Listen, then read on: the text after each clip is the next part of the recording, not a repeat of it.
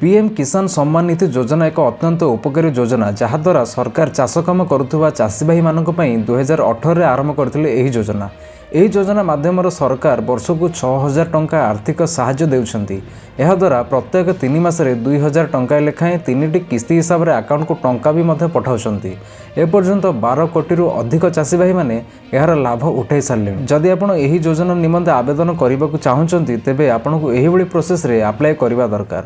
प्रथमे पीएम किसान योजनार ऑफिशियल वेबसाइट माने pmkisan.gov.in को जांतु। यापर होम पेज रे थिबा फार्मर कॉर्नर को जाई सेठारे न्यू फार्मर रजिस्ट्रेशन को क्लिक करंतु। एबे आपनकर नाम, मोबाइल नंबर, राज्यर नाम एवं कैप्चा कोड दियंतु। यापर ओटीपी माध्यम रे आपनको मोबाइल नंबर को लिंक करंतु। एबे आपनकर बळका दरकारी डॉक्यूमेंट्स को अपलोड करंतु। शेष रे आवेदन प्रक्रिया पूर्ण होला परे आपनको किसान आईडी मिल जिवो। ए पर्यंत सरकार यही योजना अधीन 18टी किस्ती दे सारे। आसंता 19तम किस्ती फेब्रुआरी 2025 रे चाषी भाई मानक अकाउंट को आसबार संभावना रही। तेणु जो मैंने एपर्यंत पीएम किसान योजन जोड़ी होना से डेरी नक आजिटार ही आवेदन करने आरंभ करनी।